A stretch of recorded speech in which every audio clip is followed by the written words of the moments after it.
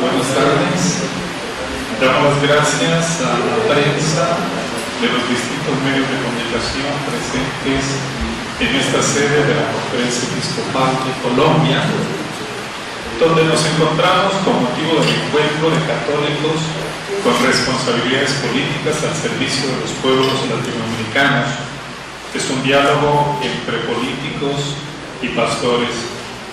Se encuentran en esta sala de prensa el cardenal Marco Elé, que es el presidente de la Pontificia Comisión para América Latina, y el cardenal Luis Salazar, arzobispo primado de Bogotá y presidente del Consejo Episcopal Latinoamericano. Vamos a dar inicio a esta rueda de prensa en la que se informará sobre este muy importante encuentro que se está realizando con la presencia de católicos con responsabilidades políticas de los distintos países de América Latina y el Caribe. Vamos a tener a continuación entonces la presentación de la información que los señores cardenales aquí presentes harán pública para todos los medios y para todo el público en general. En este momento entonces tendremos la intervención del cardenal Marco Elé de la Pontificia Comisión para América Latina. Muchas gracias. Es una oportunidad para saludar pues a todos los colombianos y a los latinoamericanos y agradecer la presencia de representantes de pues prácticamente todas las naciones latinoamericanas a este encuentro, que fue una iniciativa de Papa Francisco. Hace 2 años tuvimos en la Pontificia Comisión una plenaria, es una plenaria de obispos, y discutimos sobre el compromiso de los laicos en la vida pública en América Latina. Y en esta ocasión el Papa se interesó mucho al tema y escribió una carta oficial a la Pontificia Comisión para estimular este compromiso de los católicos en la vida política, incluyendo la vida pública, incluyendo en especial la política en América Latina, y recordando a los pastores que tienen que acompañar, sostener, formar a los que tienen estas responsabilidades directas como laicos en la política, pero que debían respetar la autonomía también de los laicos que son competentes en su propio campo.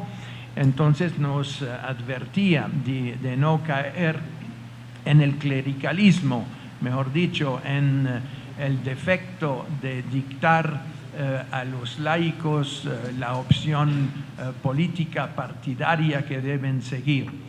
Entonces, como saben ustedes, Papa Francisco, que proviene del continente latinoamericano, que está dando a la Iglesia Universal un testimonio extraordinario como sucesor de Pedro, que está haciendo una reforma de la Iglesia a todos los niveles, y entonces que busca aplicar también el espíritu del Concilio Vaticano II, que insistió mucho sobre los laicos y el compromiso de los laicos. Entonces el Papa espera de su continente un testimonio de fe, de esperanza, en la línea del documento de Aparecida, que fue elaborado hace 10 años y que fue la raíz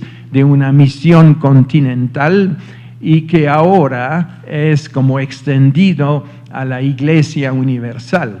Y Papa Francisco cuenta con el testimonio, con el apoyo para que su ministerio a nivel mundial tenga un respaldo fuerte y que esta centralidad de los pobres, esta lucha a la corrupción política, esta convergencia de esfuerzos de parte de los católicos en la vida pública, pues salga adelante.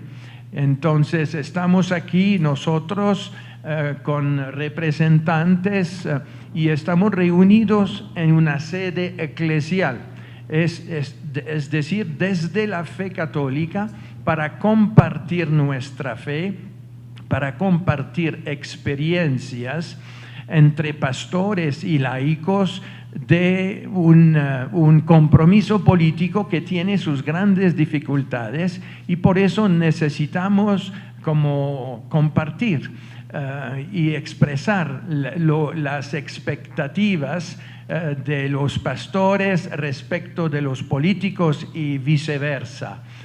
De tal manera que hemos comenzado esta mañana muy bien y miramos hacia adelante con mucha esperanza de que esta iniciativa va a tener frutos y ojalá tenga otros seguimientos y otros diálogos a nivel más regional. Es lo que yo quería decir para empezar. Ahora creo que a usted le toca. Gracias. Sí, esta iniciativa que es conjunta de parte de la Pontificia Comisión para América Latina de la Santa Sede y del Consejo Episcopal Latinoamericano, que es un organismo al servicio de las conferencias episcopales de América Latina y del Caribe, tiene una enorme importancia, porque se trata de que iniciemos a nivel continental y ya de una manera mucho más seria, mucho más formal, un diálogo permanente entre los católicos que tienen esas responsabilidades políticas y los pastores. Ustedes saben bien, y en esto es importante que clarifiquemos desde el principio, que nosotros los pastores de la Iglesia no intervenimos en cuestiones partidistas, pero indudablemente que la doctrina social de la Iglesia orienta las grandes decisiones políticas. Nosotros no apoyamos en un país un determinado partido en contraposición a aquel otro, pero sí estamos en la obligación de recordar permanentemente los principios fundamentales que emanan del Evangelio acerca de la dignidad de la persona humana, acerca de la construcción del bien común, de la construcción de la paz. Por eso ese diálogo que hemos iniciado esta mañana con la participación, como ya lo decía el cardenal Ouellet, de prácticamente representantes de todos los países de América Latina y del Caribe, es un diálogo que va a continuar. Vamos a encontrar los canales necesarios para que mantengamos permanentemente ese diálogo.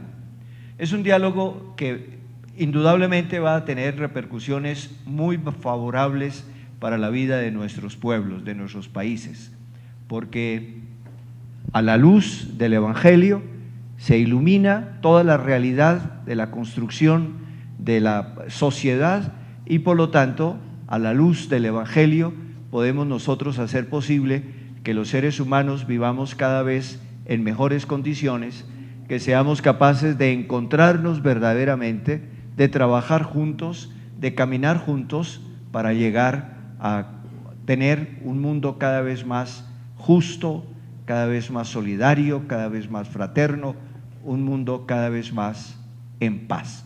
Eso es fundamentalmente lo que se busca con este encuentro. Muchas gracias.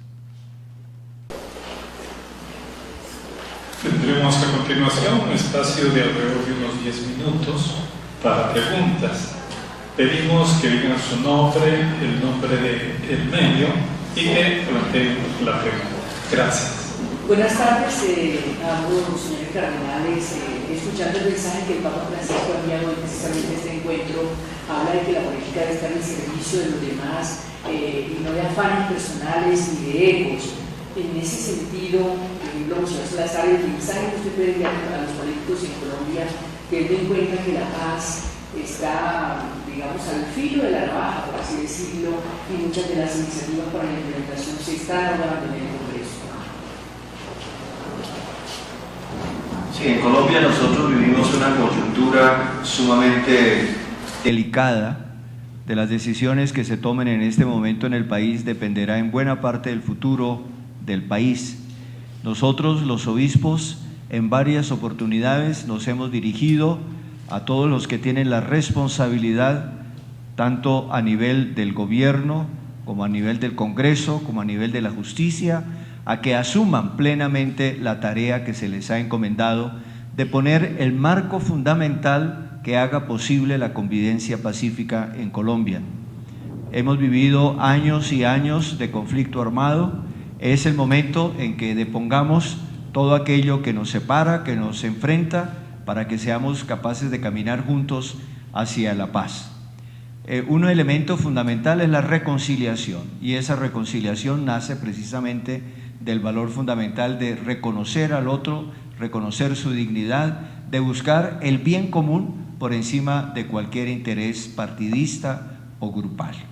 Entonces, yo quiero que quede muy claro que en un encuentro como este no vamos a tratar temas específicos de cada uno de los países para tratar de iluminarlos, pero sí vamos a tomar aquellas líneas fundamentales de lo que tiene que ser la construcción auténtica de la sociedad y por lo tanto el papel fundamental de la política en esa construcción. Si hay otra pregunta, su nombre, nombre del medio, gracias. Andrés González de Uruguay, buenas tardes, pero en el marco de esa política, de esa línea de paz, ¿a ustedes les preocupa, por ejemplo, o a la región, le preocupa las decisiones que se están tomando en torno al proceso de paz? Por ejemplo, la polémica que ahora en torno a las circunscripciones de paz, ¿a eso le preocupa a la región?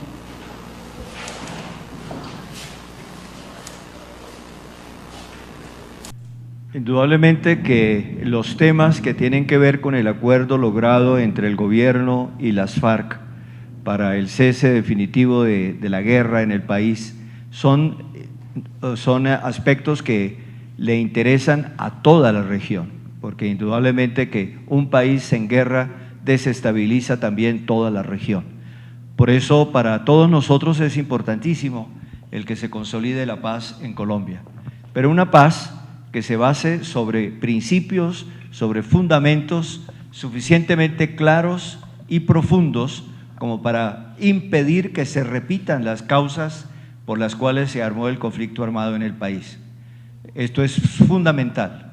Nosotros tenemos que tener claro que con la firma de los acuerdos entre el gobierno y las FARC no se llegó a la paz, simplemente se firmó la paz, se firmó un acuerdo de paz. Ahora la tarea de todos nosotros es construir la paz, y esto lo hemos dicho en repetidas oportunidades y ahora lo repetimos una vez más. El año entrante vamos a tener todo un año de elecciones y por eso es fundamental que empecemos a mirar con claridad qué es lo que le conviene al país, qué es lo que puede garantizar la estabilidad y la construcción de la paz para el país y de esa manera apoyarlo con nuestro voto. Pero, repito, en un encuentro como el que estamos en este momento, más allá de tratar de encontrar soluciones a problemas puntuales de cada uno de los países, estamos tratando de encontrar más bien las grandes líneas de lo que puede ser un diálogo constructivo entre los católicos que tienen responsabilidades políticas al servicio del pueblo y nosotros los pastores de la Iglesia Católica, para que ese diálogo sirva verdaderamente como base para futuros encuentros y para futuras realidades. Yo agregaría que la problemática de la paz evidentemente en Colombia tiene su especificidad de conflicto armado, pero la paz también debe ser construida en tantos otros países de América Latina, donde hay niveles de violencia de criminalidad común, de feminicidios, de familias destruidas. Uno esta mañana contaba que en su país proporcionalmente es el país donde hay más muertos, y más muertos que en Colombia, pero no por violencia terrorista, sino por otros tipos de violencia, también asesinatos de jóvenes, drogadicción y toda clase de flagelos que se deben combatir.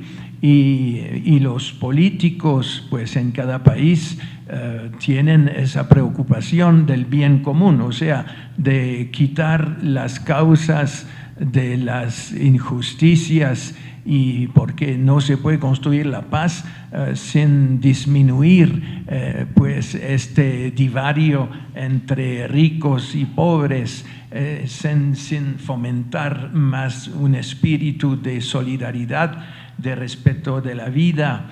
Entonces, la reflexión sobre la construcción de la paz incluye también el respeto del ambiente, la protección del ambiente, porque el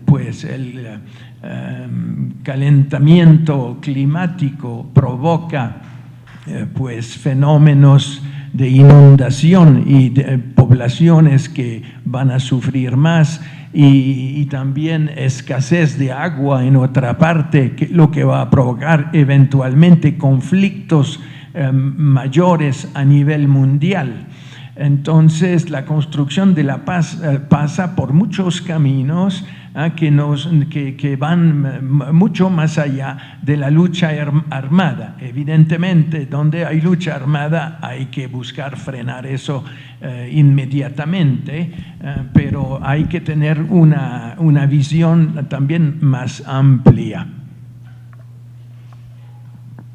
La periodista del Tiempo, María Eugenia Lombardo, no alcanza a venir. De todas formas, nos acaba de enviar, se está transmitiendo esta rueda de prensa por las redes sociales, y le leo textual la pregunta que ella hace desde la red.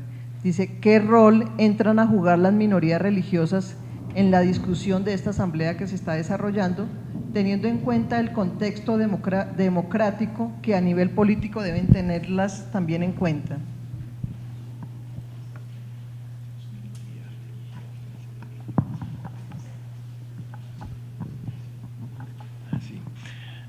De parte de la Iglesia Católica hay siempre una apertura al diálogo con todo grupo religioso, y eso es un esfuerzo constante desde el Concilio Vaticano II, que ha visto la Iglesia Católica entrar en el movimiento ecuménico y ser ahora la fuerza motriz del movimiento ecuménico.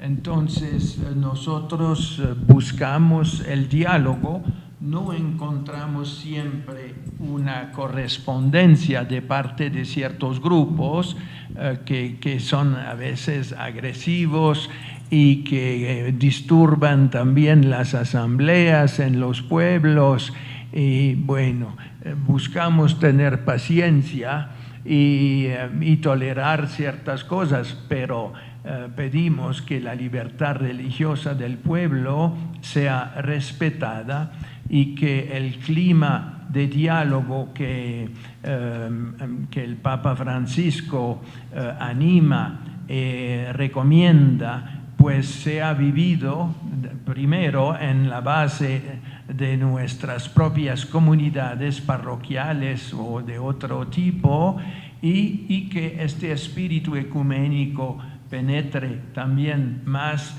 en otras comunidades o grupos religiosos. Ahora, específicamente en este encuentro estamos reunidos solamente católicos, porque queremos es reflexionar sobre lo que significa la fe católica en la política. Pero indudablemente que este diálogo que tenemos con los políticos católicos tiene que abrirse más adelante también con políticos de otras confesiones religiosas. No estamos, como lo acaba de afirmar el señor cardenal, no estamos cerrados desde el punto de vista ecuménico, todo lo contrario, y creo que en este momento, en concreto en Colombia, ese diálogo es muy importante. Si hubiera, tenemos espacio para una última pregunta. Gracias para ambos señores cardenales. Las, digamos, tres máximas preocupaciones en materia política, de inequidad también, cómo superar esas barreras de inequidad en América Latina, un país como Colombia, pero poniendo precisamente la política o que los políticos se pongan al servicio de los demás.